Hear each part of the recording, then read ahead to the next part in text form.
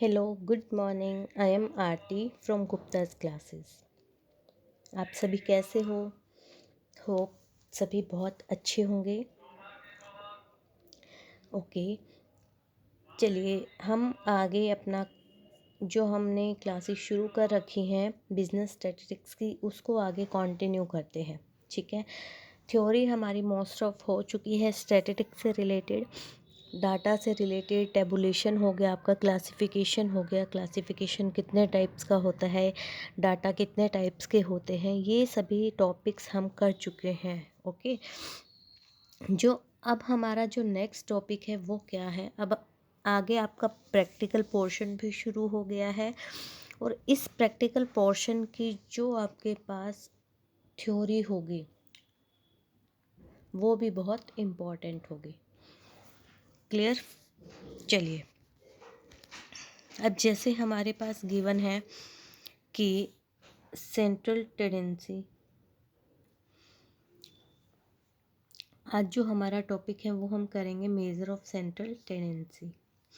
ठीक है, central tendency में आपके पास average, means mean, median, mode, ये सभी टॉपिक्स इसमें इंक्लूड हो जाएंगे आपके पास। ठीक है, इसके बाद हमारे पास आ जाता है ऑब्जेक्टिव्स। सबसे पहले हम करेंगे जो सेंट्रल टेंडेंसी हमारे पास टॉपिक है, इसके ऑब्जेक्टिव्स क्या होंगे। ठीक है, देखिए ऑब्जेक्टिव्स क्या होंगे। सबसे पहले हमें ये पता होना चाहिए कि हम सेंट्रल टेंडेंसी को क्यों पढ़ें।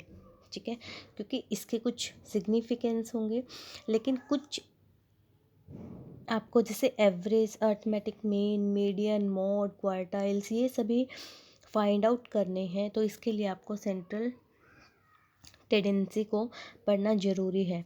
इसके बाद डिफरेंट डिफरेंट एवरेजेस में अगर आपको रिलेशनशिप फाइंड आउट करना है तब भी आपको इसकी नॉलेज आपको होनी चाहिए।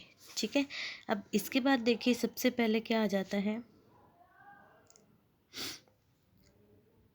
इंट्रोडक्शन।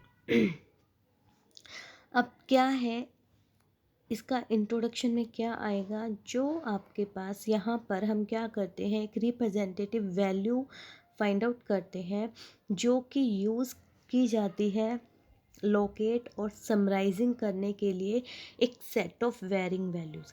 मतलब हम एक ही वैल्यू को फाइंड आउट करेंगे। ठीक है, सिंगल वैल्यू को हम फाइंड आउट करेंगे जो रिप्रेजेंट करेगी किसको, एक पूरे सेट ऑफ वैल्यूज़ को। ठीक है, और उसी के बेस पे हम क्या लेते हैं, उस पूरे सेट से रिलेटेड डिसीजंस लेते हैं। ठीक है, ओके, आगे देखिए, we can define measure central tendency to find some central values. कुछ सेंट्रल वैल्यूज़ फाइंड आउट करने के लिए around which the data tend to cluster, मतलब जिसके आसपास पूरा डाटा जो है वो वेरी करता है। क्लियर? नेक्स्ट, सिग्निफिकेंस क्या होंगी। सिग्निफिकेंस में वही होगा कि आप आइडिया ले सकते हो पूरे डाटा से रिलेटेड एक सिंगल वैल्यू के बेस पर। ठीक है, एग्जाम्पल क्या होगा, जैसे आप, it is impossible to remember all the individuals income of million of earning peoples of India. यानी कि इंडिया के पीपल्स की अर्निंग को आप रिमेंबर नहीं रख सकते, लेकिन अगर वहीं पे हमारे पास एवरेज इनकम ऑब्टेन, हम एवरेज इनकम निकाल लें, एक सिंगल वैल्यू हम निकाल लें, तो वो रिप्रेजेंट करेगी उस पूरी पॉपुलेशन को। ठीक है, measure of central tendency also enabled us to compare two or more sets of data to facilitate comparison करने के लिए भी ये enable है। ठीक है, इसके बाद हमारे पास आ जाती है प्रॉपर्टीज़ क्या होंगी, वेरी इम्पोर्टेंट। ठीक है, सबसे पहले it should be easy to understand and calculate. ठीक है, रिजिडली डिफाइंड होती है, बेस्ड ऑन ऑल ऑब्जर्वेशन, सभी ऑब्जर्वेशन के ऊपर बेस्ड होती है। Be least affected by sampling fluctuation, sampling fluctuation से जो है इफ़ेक्ट होती है बट बहुत कम।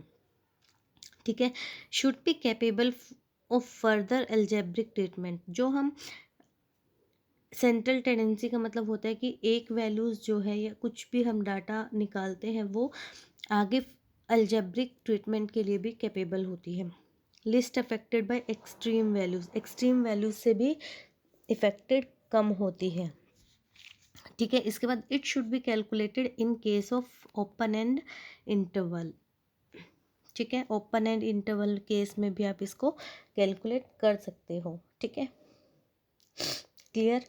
अब आपके पास मोस्ट क्या क्या यूज़ करते हो आप, arithmetic mean, weightage arithmetic mean, median, quartiles में आपके पास ये तीनों टॉपिक्स आ जाते हैं, mode, geometric mean, harmonic mean. सबसे पहले हम करेंगे अर्थमेटिक मीन।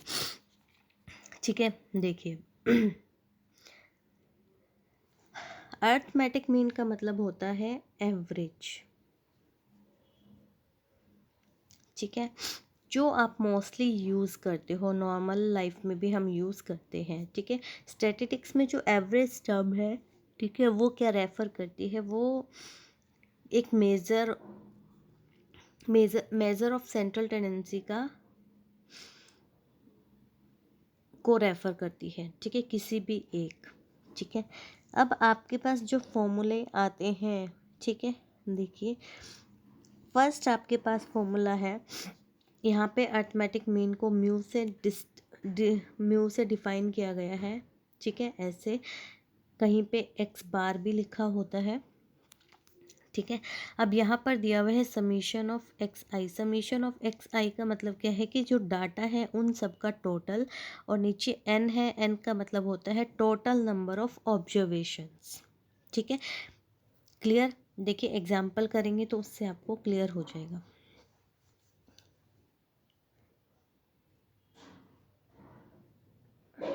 देखिए जैसे आपके पास ये एग्जाम्पल दिया हुआ है, थोड़ा सा और बड़ा कर लेते हैं इसको। एग्जाम्पल दिया हुआ है हमारे पास कि मंथली सैलरी ऑफ 10 एम्प्लॉयज़। अब टोटल नंबर ऑफ ऑब्जर्वेशंस कितने हैं हमारे पास, 10। उन सब की मंथली सैलरी दी हुई है 2500, 2700, 24। इन सबको हम क्या करेंगे, प्लस करेंगे, यानी कि summation of x i upon में एन। समीशन ऑफ एक्स आई कैसे निकालेंगे, इन सबको प्लस करके। तो 2500 प्लस 2700, 2400, 2300, सब डाटास को हमने प्लस किया तो हमारे पास आ गया 25300। ठीक है, और टोटल नंबर ऑफ ऑब्जर्वेशंस कितने थे, 10। कट करो, ठीक है, तो ये कट हो गया, आपके पास कितना बचा, 2530। ये आपके पास आ गया एवरेज मंथली सैलरी। क्लियर, ये क्या आ गई आपके पास, एवरेज मंथली सैलरी। ये तो आपका किस वे में फॉर्मूला था, रो या अनग्रुप डाटा, जो सिंपल डाटा आपके पास गिवन होगा। ठीक है, अब सेकंड आपके पास आ जाती है डिस्क्रीट सीरीज। डिस्क्रीट सीरीज में क्या होगा हमारे पास, इसमें आपके पास ऑब्जर्वेशंस को जो है वो फ्रीक्वेंसी डिस्ट्रीब्यूशन में डिवाइड किया होगा। ठीक है, इट मीन्स यहाँ पर आपको क्या क्या गिवन है, फ्रीक्वेंसी भी गिवन होगी और वेरिएबल भी गिवन होगा। ठीक है, अब देखिए आप, और जब आपके पास डिस्क्रीट सीरीज होती है तो आपके पास फॉर्मूला क्या हो जाएगा, summation of f x i upon n. F x i का मतलब क्या है, फ्रीक्वेंसी को वेरिएबल से मल्टीप्लाई करेंगे, पहले सभी वेरिएबल्स को उनकी फ्रीक्वेंसी से मल्टीप्लाई करेंगे, फिर उनका सम फाइंड आउट करेंगे, और नीचे जो आपके पास आएगा एन, एन का टोटल मीन्स फ्रीक्वेंसी का टोटल। ठीक है, क्लियर। देखिए अब ये क्वेश्चन दिया हुआ है, इसे हम करेंगे। आपके पास देखिए क्या गिवन है, यहाँ पर x गिवन है, f गिवन है। ठीक है, पहले हम निकालेंगे एफ एक्स। ठीक है, 10 को 12 से मल्टीप्लाई किया, 20 को 23 से, 30 को 35 से, 40 को 47 से, 50 को 38 से, 60 को 29 से, 70 को 16 से। ये आपके पास डाटा आ गया मल्टीप्लिकेशन का। अब इस सभी डाटा को जब हम सम करेंगे तो वो आ जाएगा summation of f x i upon n, n क्या होगा, फ्रीक्वेंसी का टोटल। अब जब इसका टोटल किया तो क्या आ गया 8270, और फ्रीक्वेंसी का जब टोटल कर रहे हो तो वो आ गया 200। ज़ीरो से ज़ीरो कट गई, इसको इससे डिवाइड करोगे तो 24 × 80, 27, 21 × 20 डॉट 70, 23 × 60, 10, 100 बन जाएगा, 25 × 100। तो आपके पास मीन क्या आ गया इस क्वेश्चन में, 41.35। क्लियर। ये है आपका डिस्क्रीट सीरीज में, ठीक है, ओके। इसके बाद नेक्स्ट हमारे पास आ जाती है कॉन्टिन्यूअस सीरीज। डिस्क्रीट हम कर चुके हैं, इसके बाद हम करेंगे कॉन्टिन्यूअस सीरीज। कॉन्टिन्यूअस सीरीज में क्या होगा, आपके पास एक ग्रुप, यानी कि ग्रुप डाटा गिवन होगा, उनकी फ्रीक्वेंसी गिवन होगी, वहाँ पर हमें क्या निकालना है, मीन निकालना है। क्लियर।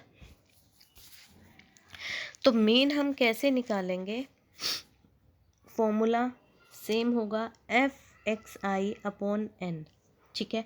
f मतलब फ्रीक्वेंसी, xi। अब यहाँ पर जब आपके पास कॉन्टिन्यूस सीरीज गिवन होगी, कॉन्टिन्यूस सीरीज कैसे गिवन होगी, ऐसे 10 to 20, 20 to 30, 30 to 40, 40 to 50 ऐसे गिवन होगी। तो इसमें हम xi यानी कि वेरिएबल क्या लेके चलेंगे, इसमें हम जो वेरिएबल लेकर चलेंगे, वेरिएबल हम निकालेंगे मिड वैल्यू, यानी कि मिड पॉइंट। वो कैसे निकलेगा, दोनों लेवल्स की वैल्यूज़ को लोअर लेवल और अपर लिमिट दोनों को प्लस करके 2 से डिवाइड कर दोगे, 30/2, तो ये इनकी मिड वैल्यू क्या आ जाएगी, 15। तो ये आपका आ जाएगा xi यानी कि वेरिएबल। क्लियर। चलिए हम क्वेश्चन करते हैं, क्वेश्चन से आपको क्लियर हो जाएगा। देखिए क्या दिया हुआ है, आपको डाटा दिया हुआ है which relates to the monthly sales of 200 firms, ठीक है। 200 firms, total number of firms कितनी है, 200, ठीक है। अब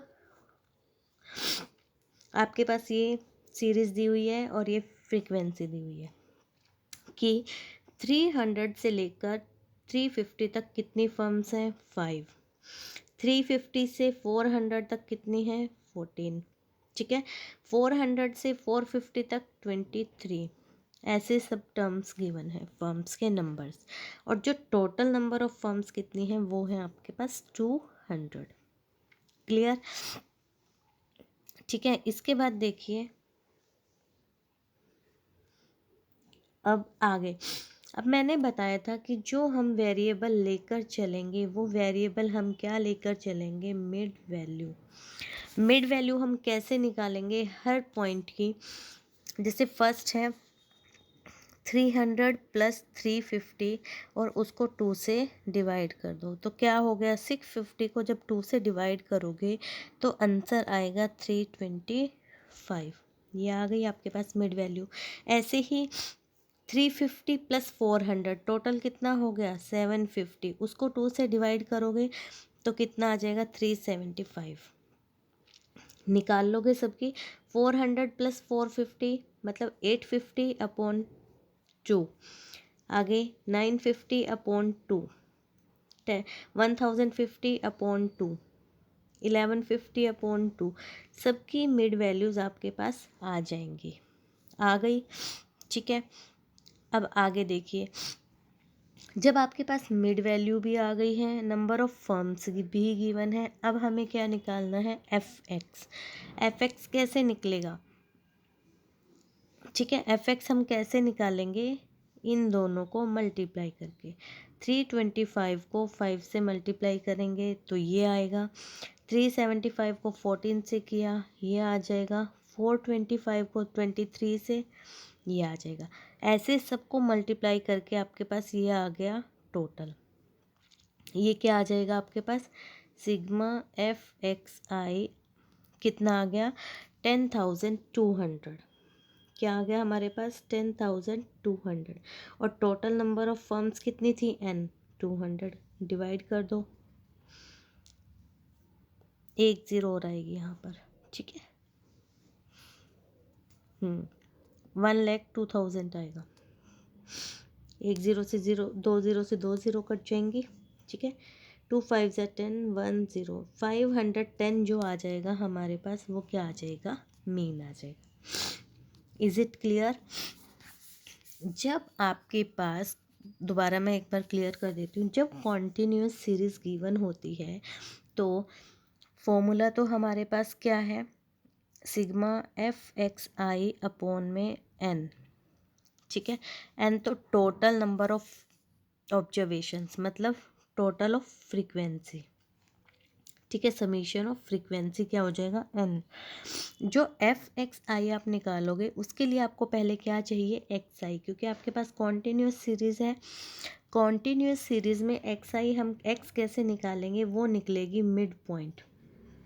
अब मिड पॉइंट आप कैसे निकालोगे, मिड पॉइंट निकालने के लिए हमें चाहिए अपर लिमिट और लोअर लिमिट, वो आपके पास गिवन है।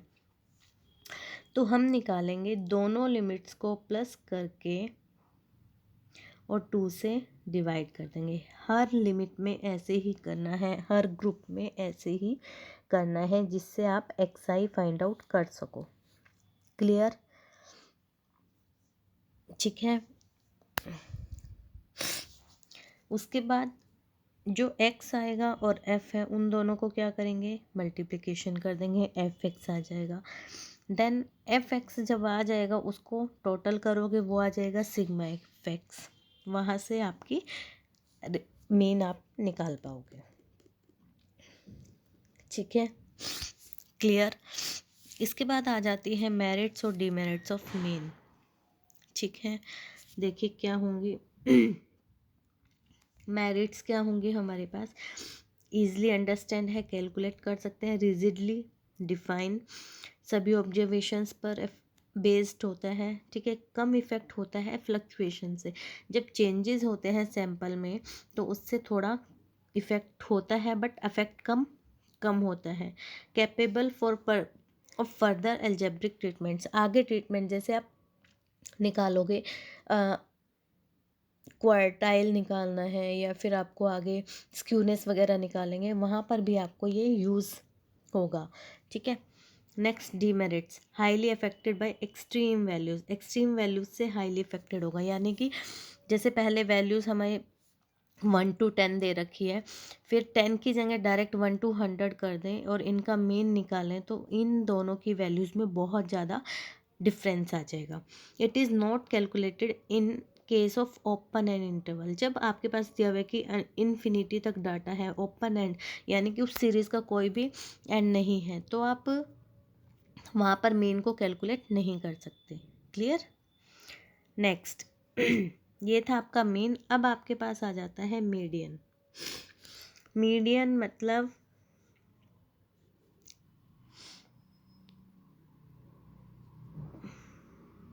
मीडियन को हम m से रिप्रेजेंट करते हैं, ठीक है। मीडियन जो होता है वो क्या करता है, वैल्यूज़ को डिवाइड करता है 2 इक्वल पार्ट्स में। मीडियन मतलब जैसे ये वैल्यूज़ आपके पास है, बिल्कुल सेंटर वाला पॉइंट, वो क्या होगा, मीडियन। अब वो उसने क्या किया, वैल्यूज़ को 2 पार्ट्स में डिवाइड कर दिया, ठीक है। जो ये वैल्यूज़ होंगे इस मीडियन से कम होंगी, ये वाली वैल्यूज़ मीडियन से प्लस होंगी। क्लियर? ठीक है। चलिए अब हम देखते हैं क्वेश्चन कैसे निकालना है। सबसे पहले तो जो आपको डाटा गिवन होंगे, ठीक है, आपने अगर सिंपल डाटा तो आपने क्या करना है, उस डाटा को सबसे पहले असेंडिंग ऑर्डर में लिखना है। असेंडिंग ऑर्डर मतलब बढ़ते क्रम में, ठीक है।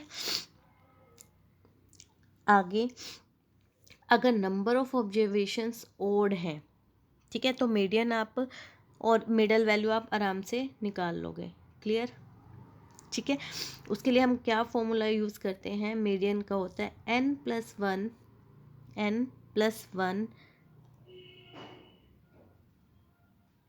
अपॉन 2 अर्थ वैल्यू। मीन्स देखिए एग्जाम्पल से करते हैं। देखिए क्या दिया हुआ है आपके पास, ये 7 पर्सन्स की इनकम दी हुई है, ठीक है, और ये पूरी किस में लगी हुई है, असेंडिंग ऑर्डर में पहले से लगी हुई है। अब यहाँ पे कितने पीपल्स हैं, 7, 7 + 1 अपॉन 2th टर्म, यही हम लिखेंगे। मतलब क्या हो गया, 8/2th टर्म, यानी कि 4th टर्म। जो 4th टर्म है 1 2 3 4, जो 1500 है वो आपके पास क्या हो गया, मीडियन हो जाएगा। क्लियर, ठीक है। ये तो था ओड के केस में। अगर आपके पास नंबर ऑफ ऑब्जर्वेशंस इवन है, जैसे 8 है, ठीक है, तो हम कैसे निकालेंगे, देखिए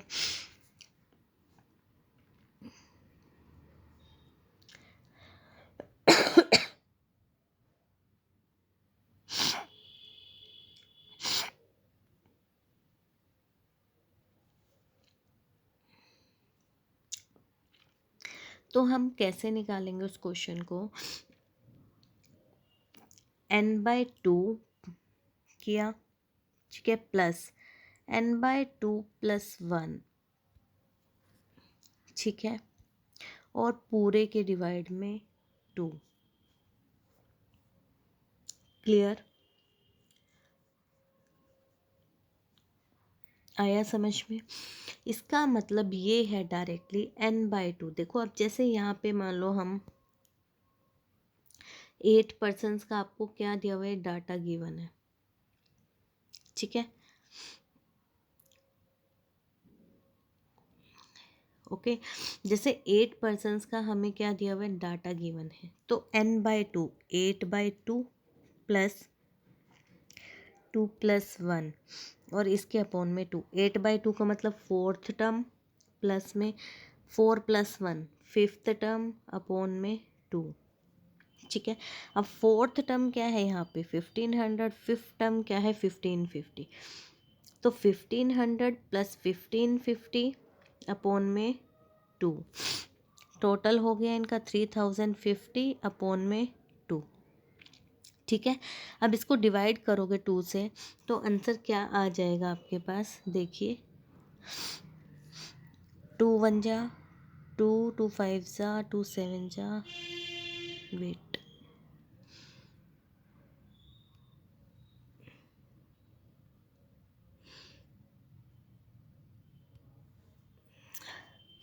देखिए क्या आ गया था हमारे पास 3050 अपॉन में 2, यही आया था ना।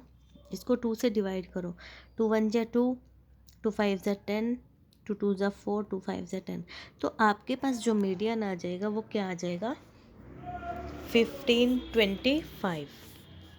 क्लियर, हमने कैसे किया, हमने मीडियन यहाँ पर, जब आपके पास इवन नंबर ऑफ ऑब्जर्वेशंस हैं तो हम कैसे निकालेंगे, n/2 मतलब जो होगा प्लस n/2 प्लस में 1 अपॉन 2, इन ऑब्जर्वेशंस को यहाँ पे जितना भी आएगा 4th observation + 5th observation upon 2, हमेशा क्या होगा, जो ऑब्जर्वेशन यहाँ पे आया ये इससे अगला ऑब्जर्वेशन ही आपको मिलेगा, दोनों को ऐड करके और हम क्या करेंगे 2 से डिवाइड कर देंगे।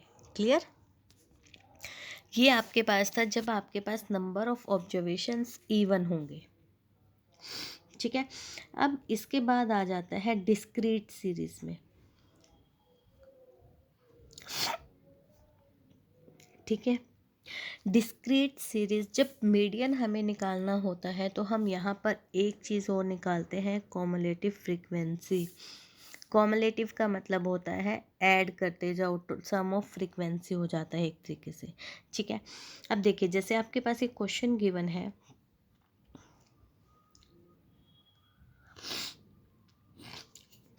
इसमें आपके पास x गिवन है, f गिवन है, और जब आपके पास डिस्क्रीट सीरीज होती है तो एक वेरिएबल होता है और एक फ्रीक्वेंसी होती है। क्लियर, ठीक है, क्लियर है यहाँ तक। इसके बाद हम निकालेंगे कॉमुलेटिव फ्रीक्वेंसी। कॉमुलेटिव फ्रीक्वेंसी किससे निकलेगी, इस फ्रीक्वेंसी से निकलेगी। सबसे पहले फ्रीक्वेंसी 12 है, एज इट इज़ आ गई। अब 12 में 23 ऐड करोगे 35 आ गई। अब 35 में 35 ऐड कर दो, फिर 70 हो गई। फिर 70 में नेक्स्ट ऐड कर दो 117। 117 में 38 ऐड कर दो 155। फिर उसमें 29 ऐड कर दो 184। फिर उसमें 16 ऐड कर दो 200। ये हमेशा याद रखना कि जो कॉमुलेटिव फ्रीक्वेंसी का लास्ट आपके पास नंबर आएगा वो हमेशा सम ऑफ फ्रीक्वेंसी के इक्वल होगा। ठीक है, अगर आपके यहाँ पे इन दोनों में गैप आ रहा है या फिर कोई चेंज आ रहा है तो इसका मतलब क्या है? इसका मतलब ये है कि आपकी टोटलिंग में ऊपर कहीं ना कहीं कोई मिस्टेक हुई है। जो फ्रीक्वेंसी का टोटल है और जो आपका sum last number of cumulative frequency है वो दोनों हमेशा क्या होंगे? इक्वल होंगे।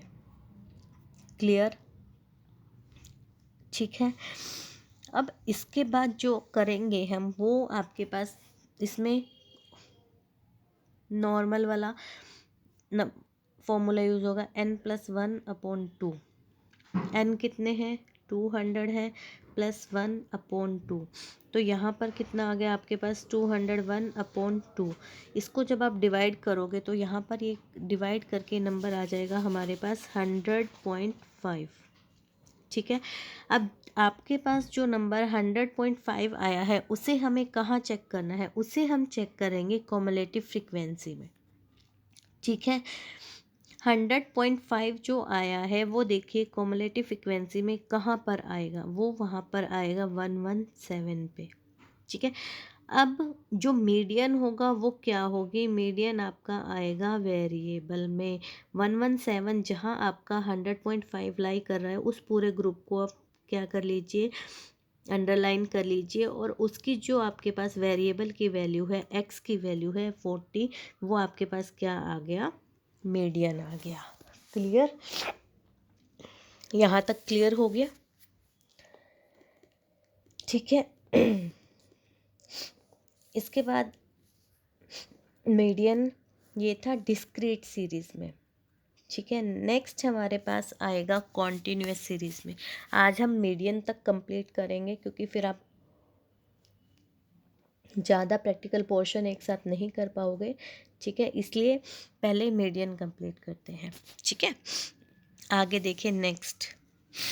इसके बाद आ जाता है कॉन्टीन्यूअस सीरीज़ में। कॉन्टीन्यूअस सीरीज़ भी वही होगा, बस कॉन्टीन्यूअस में क्या होगा? आपके पास ग्रुप्स गिवन होंगे। ठीक है, यहाँ पे ग्रुप्स गिवन होंगे तो उसके अकॉर्डिंग हमारा फॉर्मूला जो है थोड़ा सा चेंज हो जाएगा। ओके, तो फॉर्मूला हमारे पास देखिए क्या हो जाएगा। देखिए मीडियन का फॉर्मूला क्या हो जाएगा आपके पास? L1 मतलब कि लोअर लिमिट प्लस n/2, ठीक है, माइनस CF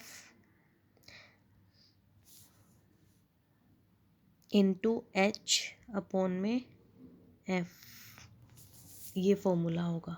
ठीक है, L1 लोअर लिमिट, n/2 जो टोटल नंबर ऑफ ऑब्जर्वेशंस होंगे उसको 2 से डिवाइड करके, नेक्स्ट CF कोमुलेटिव फ्रीक्वेंसी का वही वाला ग्रुप पहले हम चेक करेंगे जहाँ पर हमारा n+1/2 लाई करेगा, उसके अकॉर्डिंग हम पूरे क्वेश्चन को फ्रेम करेंगे। ठीक है, फॉर्मूला क्लियर हुआ? देखिए अब क्वेश्चन करेंगे तो और क्लियर हो जाएगा आपके पास। ठीक है, देखिए हमारे पास क्या दिया हुआ है क्वेश्चन में? एज दी हुई है आपके पास, सॉरी, एज दी हुई है, नंबर ऑफ वर्कर्स दिए हुए हैं। ठीक है, अब जो आपके पास एज दी हुई है, ठीक है, एज आपके पास किस में दी हुई है? कॉन्टीन्यूअस सीरीज में, ग्रुप्स में। ठीक है, वर्कर्स आपके पास दिए हुए हैं। पहले हम क्या निकालेंगे? CF। ठीक है, CF कैसे निकालेंगे? मैंने अभी बताया था आपको कि इनको ऐड करते जाएंगे। 120 ऐसे का ऐसे, उसमें 125 ऐड किया 245 आया, 245 में 180 ऐड किया 425 आएगा। ठीक है, देखिए 120 में सिंपल। 120 में ऐड क्या किया 125, 245 हुआ। फिर 245 में ऐड किया 180, 425 हो गया। फिर 425 में ऐड किया 160। ऐसे ये ऐड करते जाएंगे, ठीक है। और ये हमारे पास आती जाएगी। जो लास्ट सीरीज हो, लास्ट डिजिट जो आया है, नंबर जो आया, वो इन सब का टोटल आएगा 1000। क्लियर। ये क्या आ गई फ्रीक्वेंसी और कॉमुलेटिव फ्रीक्वेंसी, ठीक है।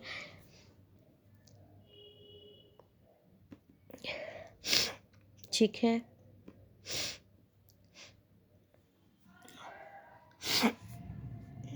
इसके बाद अब हमें क्या देखना था, पहले n+1/2 यानी कि 1000 + 1/2। तो ये कितना आ जाएगा हमारे पास, ये आपके पास आ जाएगा 500.5। अब जो 500.5 है वो आपको कहाँ चेक करना है, वो हमें चेक करना है कॉमुलेटिव फ्रीक्वेंसी में, ठीक है। जो 500.5 है वो कहाँ पे लाई करेगा, यहाँ पर। इस पूरे ग्रुप को आप क्या कर लो, अंडरलाइन कर लो, ठीक है। Okay, clear. मैं ये वाला रब कर रही हूँ क्योंकि ये क्लियर आपको हो गया होगा, ठीक है।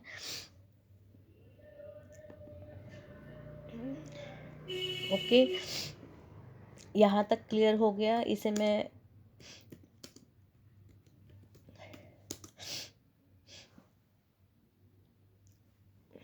क्लियर कर देती हूँ, ठीक है, जिससे कि आप फिर आगे का क्वेश्चन हम कर सकें। ओके, देखिए यहाँ तक हो गया था, हमें पता लगा कि वो इस ग्रुप में आ रहा था, ठीक है। तो जो अब फॉर्मूले में आपके पास क्या था, L1 + n/2 - CF × H/F। जो आप L1 लोगे वो इस ग्रुप का लोगे, ठीक है। और जो CF लेंगे, जहाँ पे हमारा 500.5 लाई कर रहा था, उससे ऊपर वाले ग्रुप की जो आपके पास CF है यानी कि 425, वो हम लेंगे इसमें CF में, ठीक है। चलो अब हम फॉर्मूले में वैल्यूज़ को पुट करते हैं। L1 क्या आएगा 35 प्लस, क्लियर।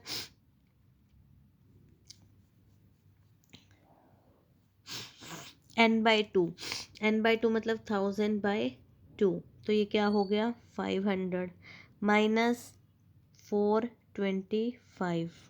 एक मिनट, इसको रुको, क्लियर करते हैं। अब वैल्यूज पुट करते हैं।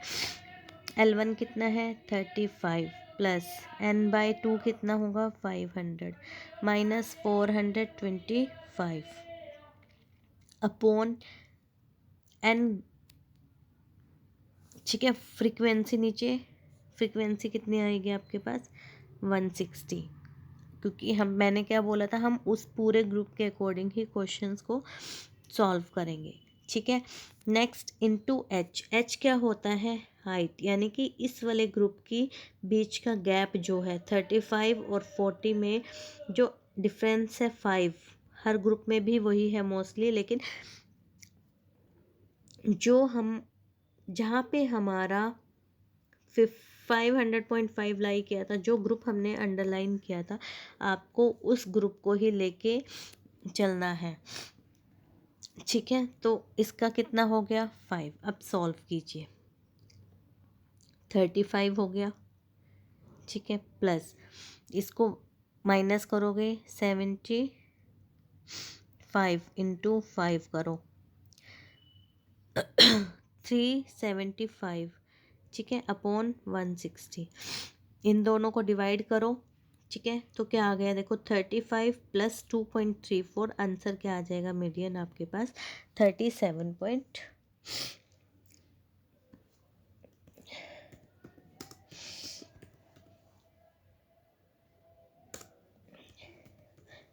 ठीक है। क्या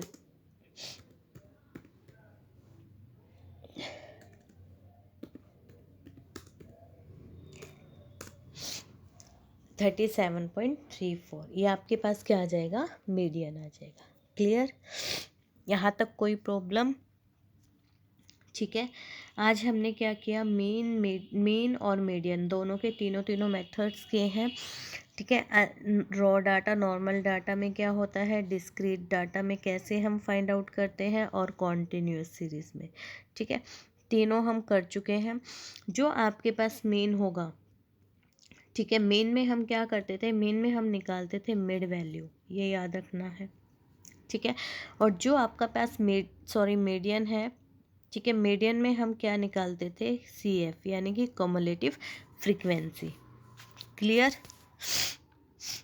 अब देखिए इसके मेरिट्स और डिमेरिट्स और कर लेते हैं, टॉपिक पूरा हो जाएगा। मेरिट्स क्या है, वही easy to understand, rigidly defined, not affected by extreme values, calculated in case of open end interval, और ग्राफिकल ऑल्सो, ग्राफिकली भी हम इसको लोकेट कर सकते हैं। ठीक है, क्लियर।